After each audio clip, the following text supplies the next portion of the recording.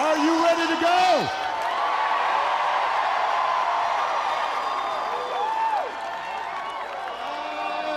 It is good. It is good to be back in Pennsylvania. It is good to be back in Pittsburgh.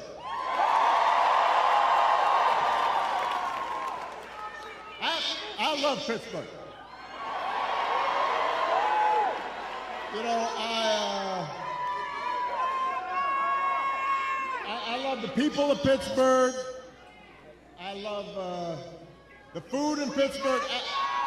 I don't usually do this, but this is a little bit of a Yelp rating. Just had some of Pamela's pancakes.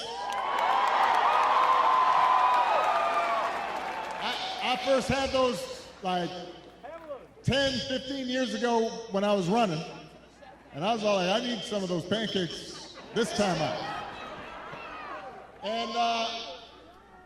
And even though I'm from Chicago, some of you may know, when I was a kid, I was a Steelers fan.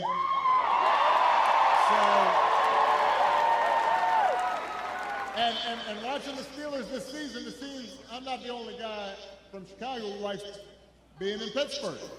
Because so far, Justin Fields is doing pretty good. Now, before we get started, we have a little bit of work to do here. All right, so I want everybody to be, just settle in. We got some work to do.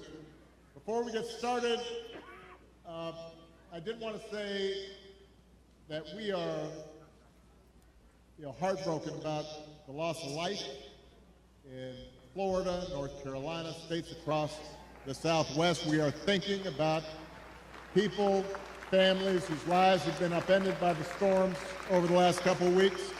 I could not be more grateful for the first responders and FEMA professionals who have put themselves in harm's way to try and help.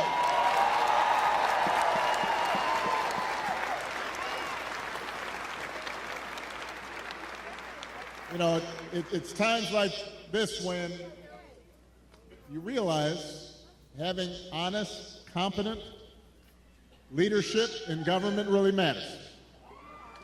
It makes a difference. And today I'm asking you to vote for some of those leaders, including some folks we need working with your outstanding governor, who you just heard from, Governor Josh Shapiro. We need them in Harrisburg. So we need you to vote for your next Auditor General, Malcolm Kenyatta. Your next Attorney General, Eugene DePasquale. Your next State Treasurer, Eric McClellan. And my buddy, your outstanding United States Senator Bob Casey.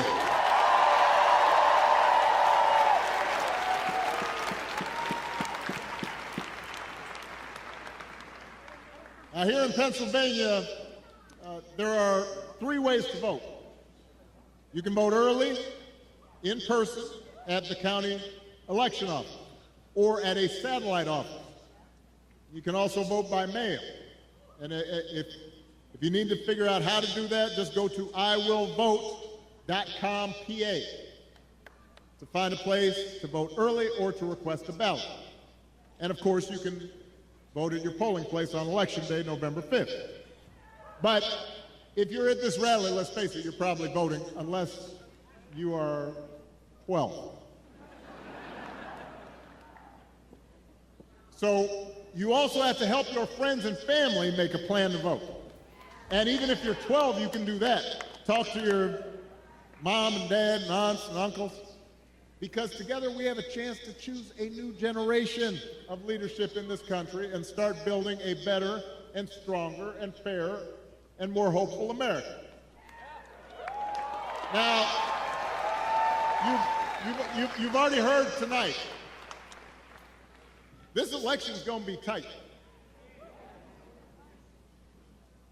because there are a lot of Americans who are still struggling out there. They're still striving to make life better for themselves, for their families, and for their kids. And let's face it, as a country, we've been through a lot these last few years. We had a historic pandemic wreaking havoc on communities and businesses. Disruptions from the pandemic then caused prices to spike, and that put a strain on family budgets. And in many ways, it's felt like the aspirations of working people have taken a back seat to the priorities of the rich and the powerful.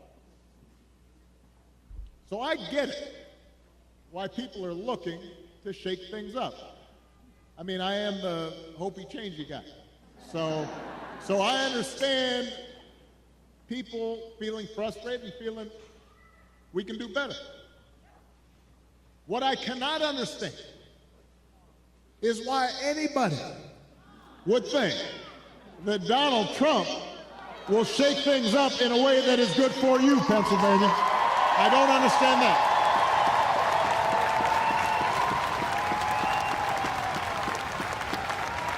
Because there is absolutely no evidence that this man thinks about anybody but himself.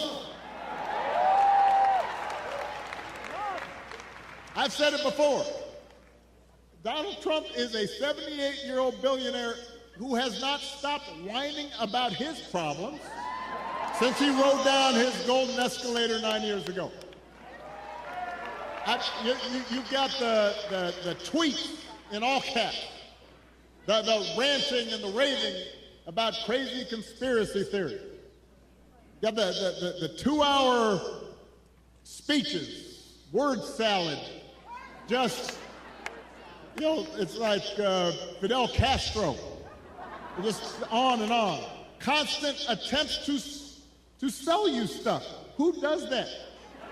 Selling you gold sneakers and a $100,000 watch and most recently a Trump Bible. You know, he wants you to buy the Word of God, Donald Trump edition. Got his name right there next to Matthew and Luke.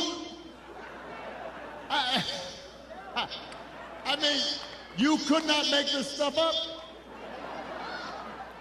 If you saw it on Saturday Night Live, you'd say, well, no, that's going too far. No, he's doing that. It's crazy. And the reason he does it is because all he cares about is his ego and his money and his status. He's not thinking about you. Donald Trump sees power as nothing more than a means to an end. He wants the middle class to pay the price for another huge tax cut that would mostly help him and his country club buddies. Doesn't care if he costs more women their reproductive freedoms because it won't make a difference in his life. Do not boo. Vote.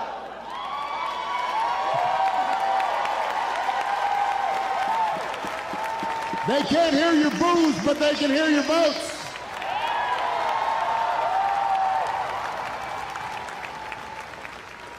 Most of all, Donald Trump wants us to think that this country is hopelessly divided between us and them, between the quote-unquote real Americans who support him and the outsiders who don't. Because having people divided and angry, he figures boosts his chances of being elected. And he doesn't care who gets hurt. I mean, think about it. Just the other day, we learned that on January 6th, a couple years ago, Donald Trump was told that Mike Pence was in the Capitol about 40 feet from an angry mob chanting, "Hang Mike Pence." And his response was, quote, "So what? Don't boo." If Donald Trump does not care that a mob might attack his own vice president, do you think he cares about you? Pennsylvania, we do not need 4 more years of that. We don't need 4 more years of arrogance and bumbling and bluster and division. America's ready to turn the page. We are ready for a better story, one that helps us work together instead of turning against each other. Pennsylvania, we're ready for President Kamala Harris.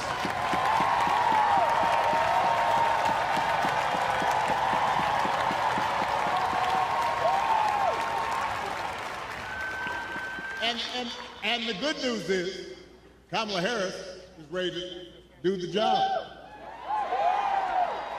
This is a leader who has spent her life fighting on behalf of people who need a voice and a change.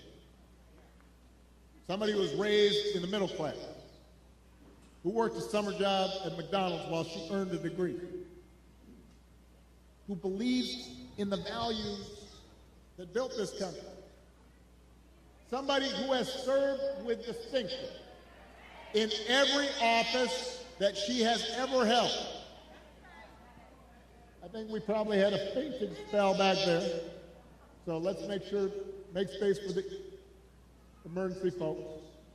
This happens sometimes. Everybody bend their knees a little bit. You've been standing for a while. You can dance if you want. I just suggest bend your knees.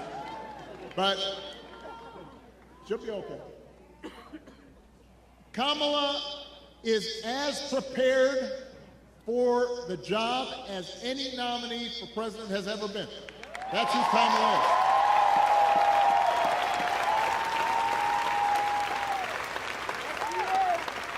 And in the White House, she will have an outstanding partner in Governor Tim Walz.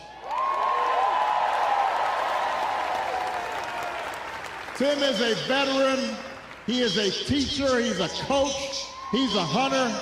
He's been a great governor working with Democrats and Republicans to get stuff done.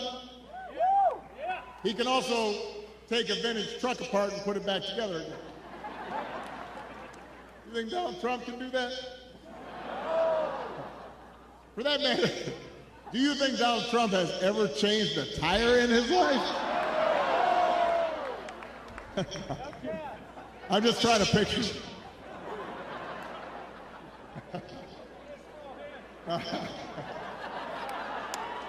The point is, if you elect Kamala and Tim, they won't be focused on their problems, they'll be focused on yours.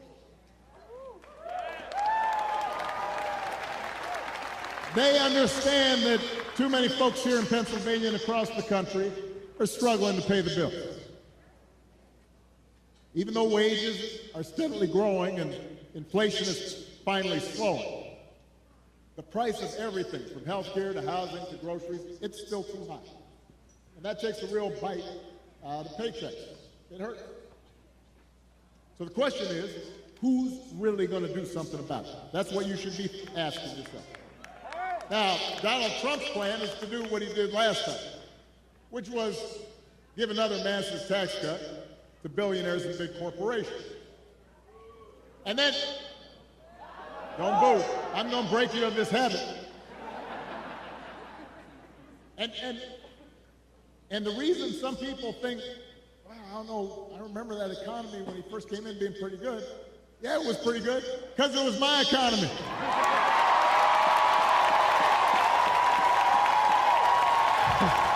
We had had 75 straight months of job growth that I handed over to him. It wasn't something he did. I had spent 8 years cleaning up the mess that the Republicans had left me the last time. So just in case everybody has a hazy memory,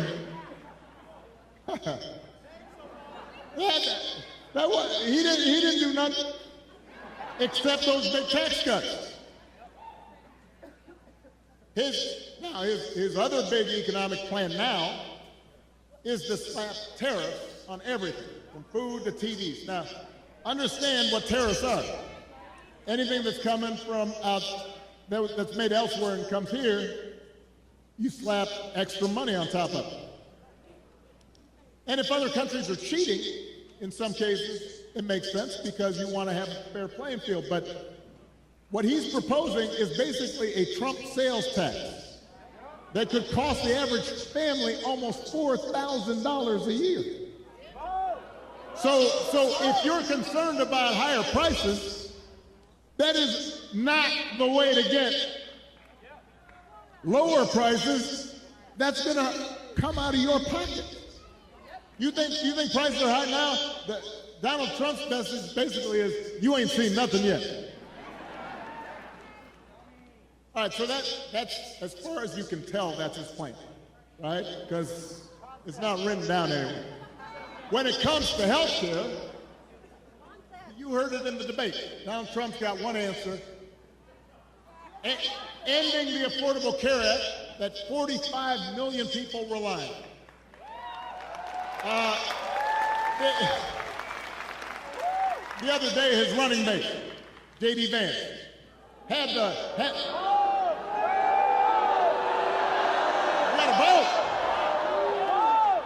the other day, his running mate had the nerve to say, Donald Trump salvaged the Affordable Care Act.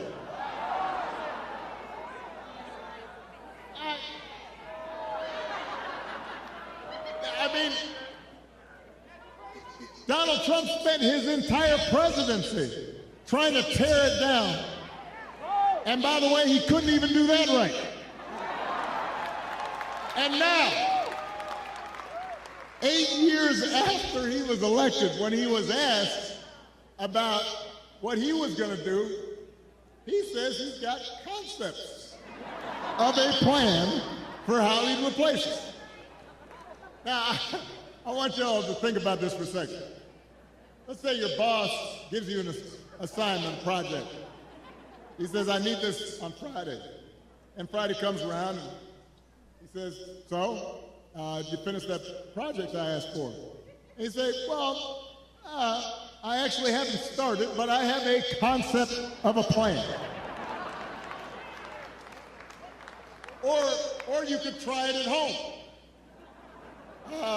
Honey, did you do the dishes?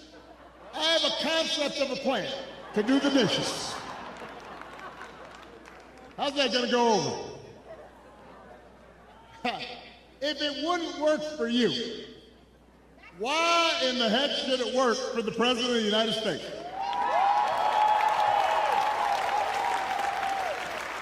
But the good news is, Kamala Harris, she doesn't have concepts for a plan. She has an actual plan to make your life better.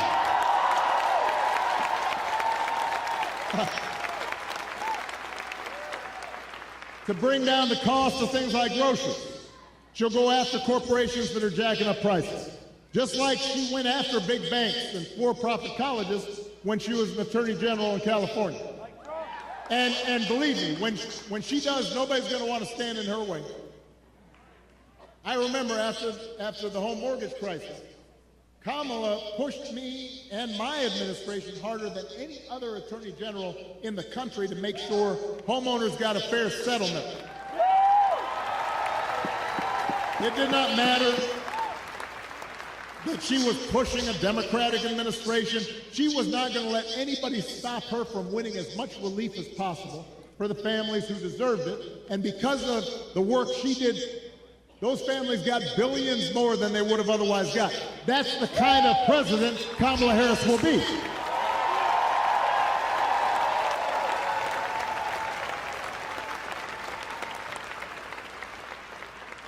To lower housing costs, Kamala will cut red tape and work with governors like Josh Shapiro, as well as the private sector, to build 3 million new homes.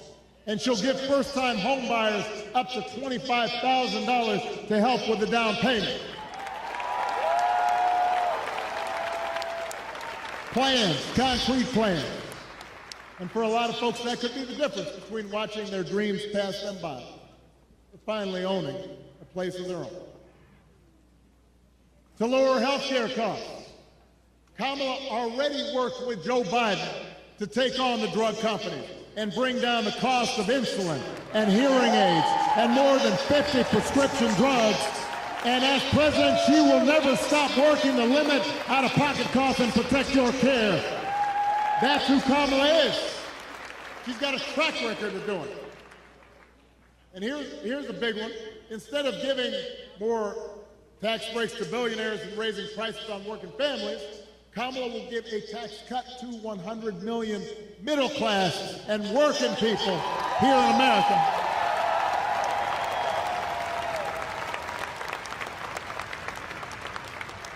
So, if you're a new parent, you could qualify for a $6,000 tax credit during the first year of your child's life.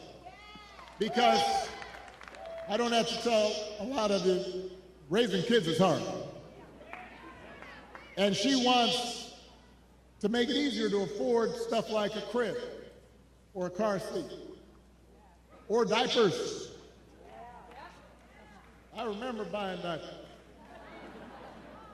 I remember the first time I went in the store, right after Malia was born. I was like, what? That's how much diapers cost? I remember changing diapers.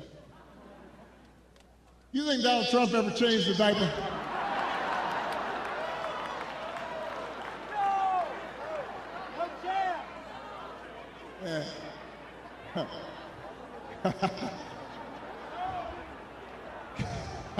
I almost said that, but I decided I shouldn't say it.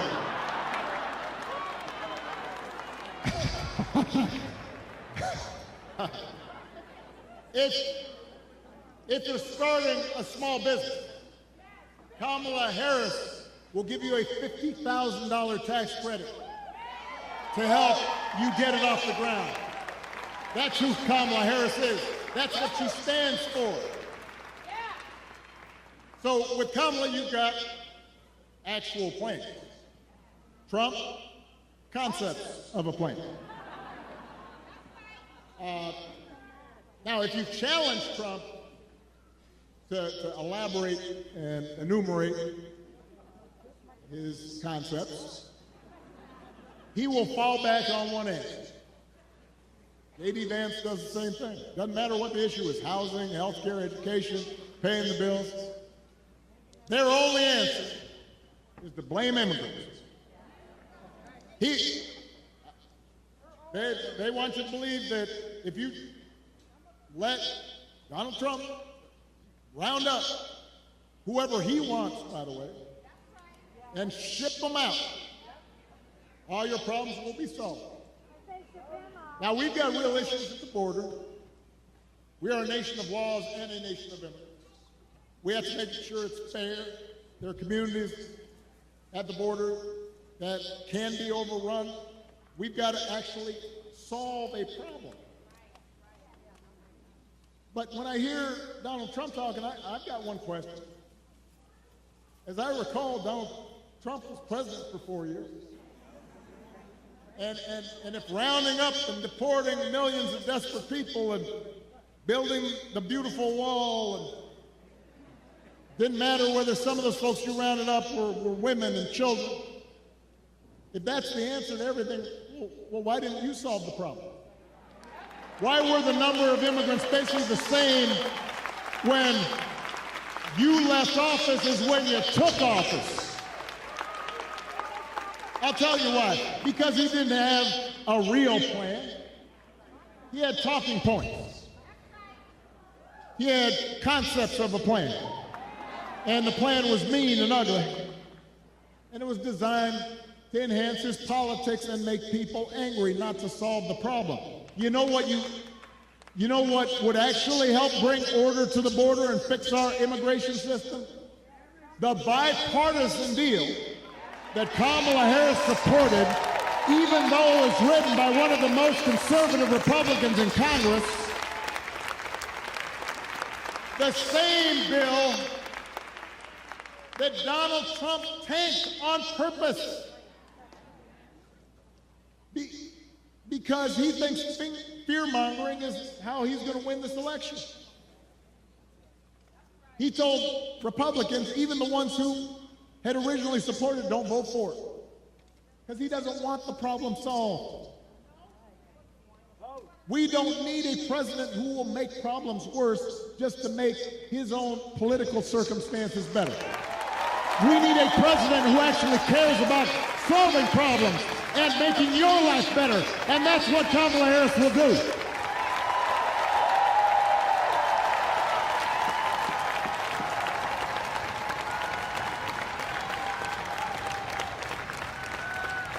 And to help her do it, she will need a Senate full of serious public servants like Bob Casey.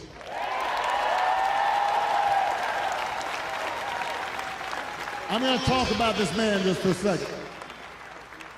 I've known Bob for almost 20 years. I've watched his daughters grow up. I know his brothers and cousins, and let me tell you, there are a lot of brothers and cousins. And I can tell you that no one is more humble and more honest and more rooted in his community and has more integrity than Bob Casey.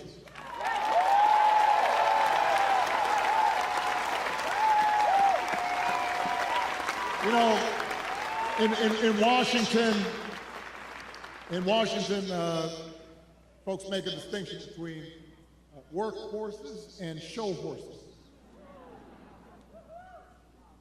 And Bob Casey, he's not a show pony. All the guy cares about is doing the job and looking after you, the people he was elected to serve. That's the kind of person we need to send back to Washington. That's the kind of person who's going to help Kamala get stuff done. Folks who share our values and will do what they can to move this country forward rather than backward. That's who Bob Casey is.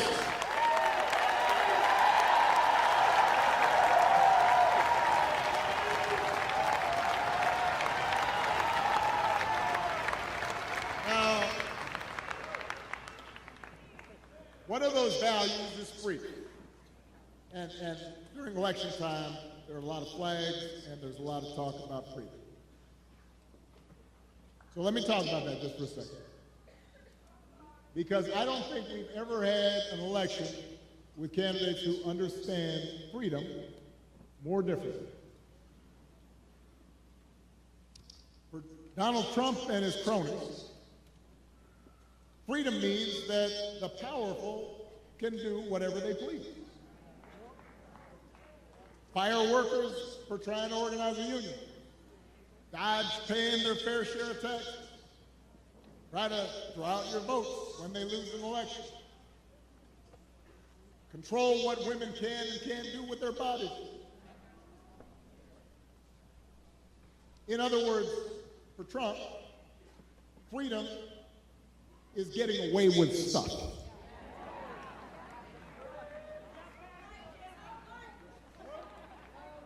It's like he said in the middle of the pandemic. I don't take any responsibility at all. People were dying. I don't take any responsibility at all. Not sure any other president has ever uttered that statement. We have a broader idea of freedom. We believe in the freedom to provide for our families if we're willing to work. The freedom to breathe clean air and drink clean water and send our kids to school without worrying if they come home.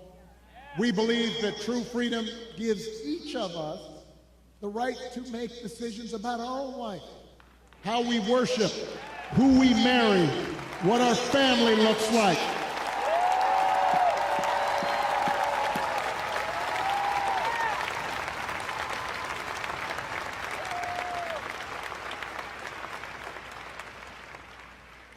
And real freedom also means that we're going to disagree on how each of us should live our lives. And we have to respect other people's views on these issues. You know, I've always said there are good people of conscience on both sides of the abortion divide. I respect anyone whose faith tells them that it isn't something they support. But if we believe in freedom, then we should at least agree that such a deeply personal decision should be made by the woman whose body is involved and not by politicians.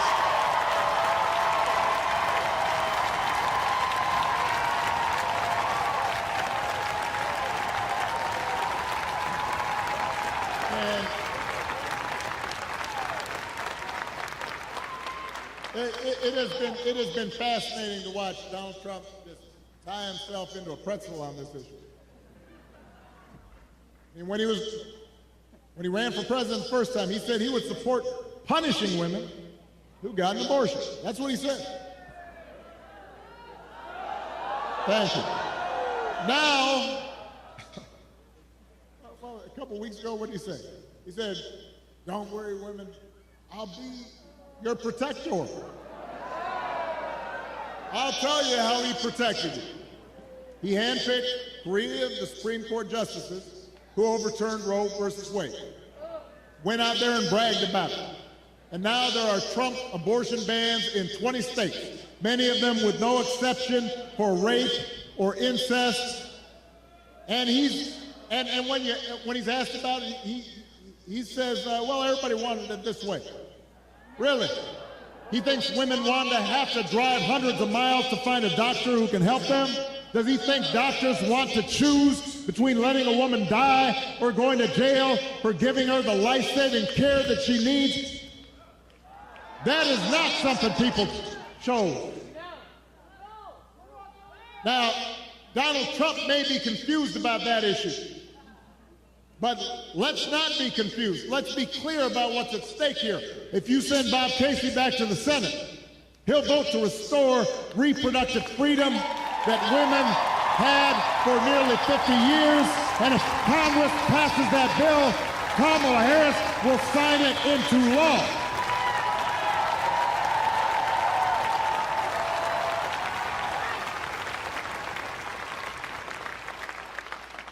Because they understand that freedom is about being able to make the right choice for ourselves and our families.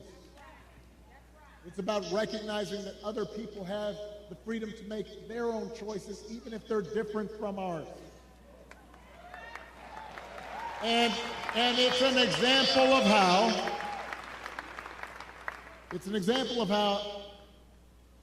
at the end of the day, this election isn't just about politics. It's about values.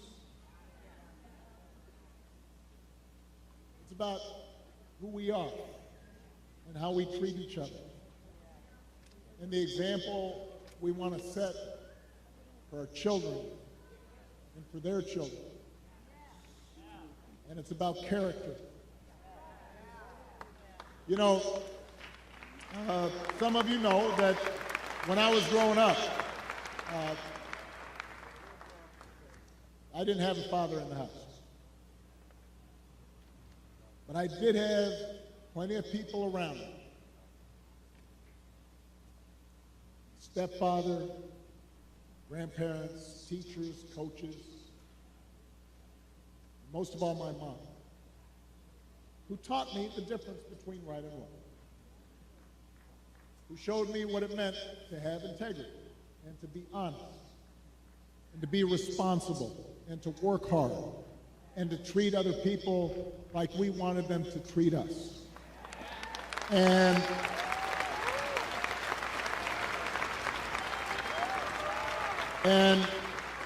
I had a bunch of role models out there who helped raise me to become a man, and I made mistakes, and sometimes I didn't live up to those values that had been taught the way I should have. And I was checked and I was corrected, and I internalized those values, and I tried to live up to them. And I suspect most of you grew up the same way. And you know, that process of trying to live out your best self, trying to live out your values, that doesn't stop after the age of 20 or 21. it keeps going. And as I got older, I continued to benefit from friends like Bob Casey and Josh Shapiro and others who would reinforce those values and who I didn't want to disappoint. And obviously, my wife. And my daughters, you know, who I want to make sure, Malia and Sasha are watching. I want to make sure that I don't disappoint them and that I'm passing on these values to them. You know, and here in Pittsburgh, I'm thinking about another example. Somebody who was a dear friend of mine and who's passed away now, Dan Room, who, you know, here was a guy who won 6 Super Bowls, 8 AFC championships, had enormous wealth and power.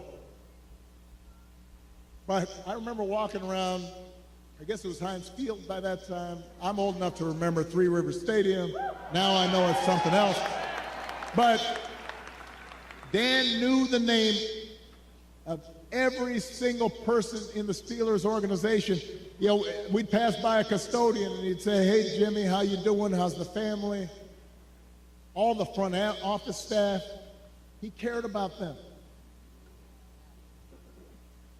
He used his influence to get more black and brown head coaches hired in the NFL.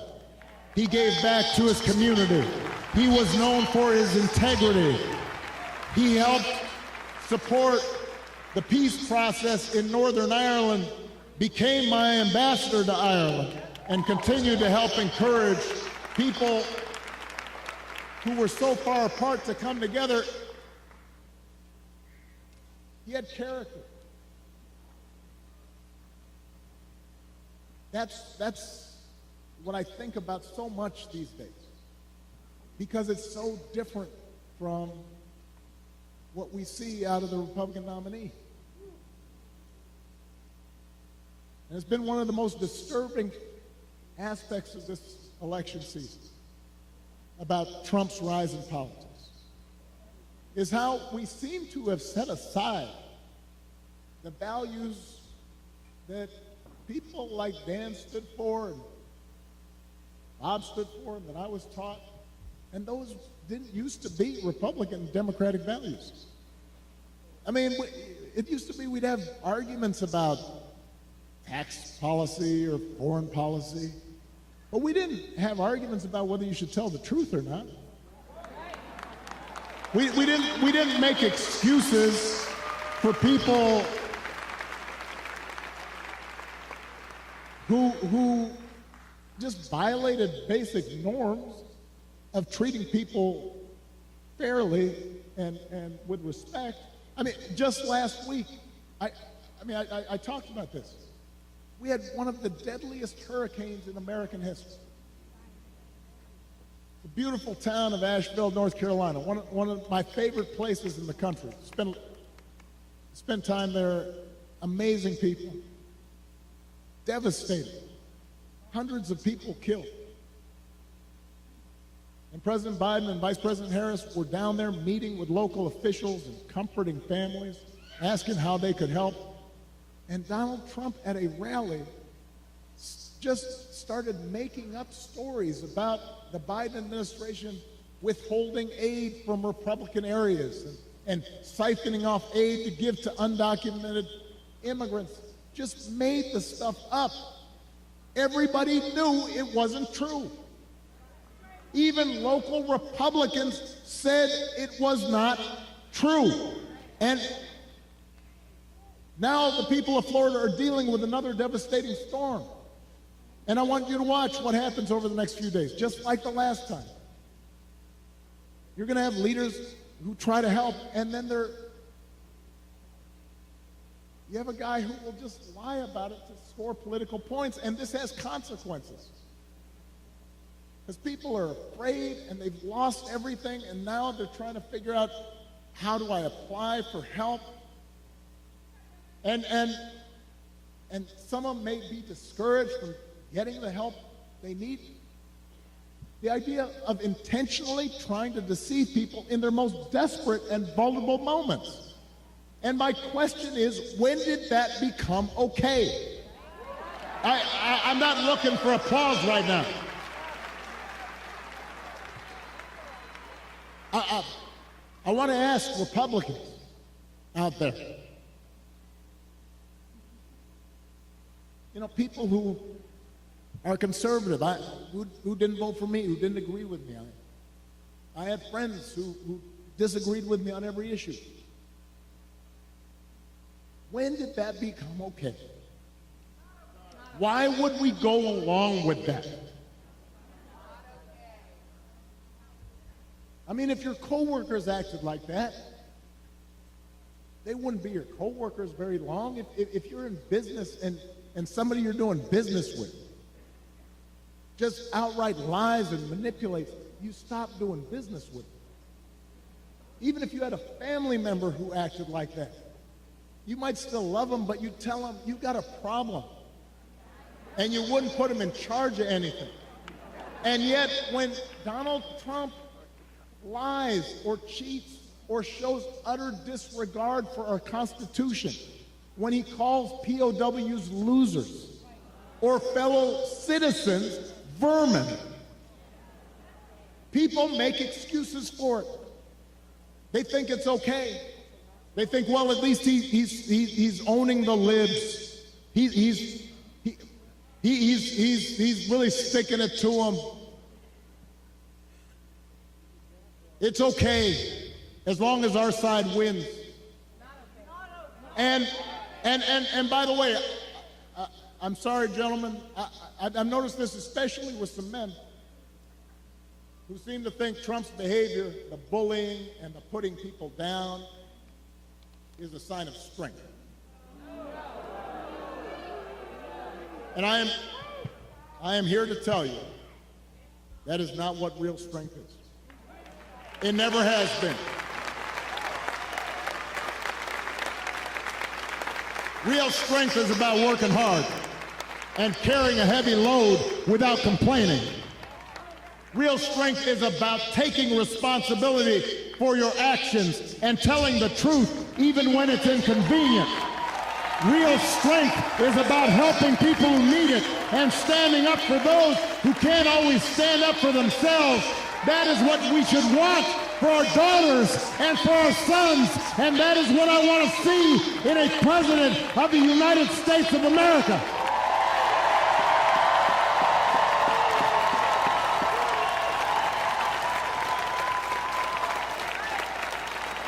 And the good news is that you have candidates to vote for in this election that demonstrate that kind of character, who know what real strength looks like, who will set a good example and do the right thing and lead this country better than they found it. So, Pennsylvania, that is the choice in this election. It's not just about policies that are on the ballot. It is about values, and it is about character. So whether this election is making you feel excited or scared or hopeful or frustrated or anything in between, do not just sit back and hope for the best. Get off your couch and vote. Put down your phone and vote. Grab your friends and family and vote. Vote for Kamala Harris as the next president of the United States. Vote for Tim Walz as the next vice president of the United States. Vote for Bob Casey and this whole incredible Pennsylvania Democratic ticket. Help your friends and family members and neighbors and co-workers do the same. Because if enough of us make our voices heard, we will leave no doubt about the election outcome. We'll leave no doubt about who we are and what America stands for. And together we'll keep building a country that's more fair and more equal and more just and more free. That is our task. That is our responsibility. Let's go do it. Thank you, Pittsburgh. Thank you, Pennsylvania. Let's go vote.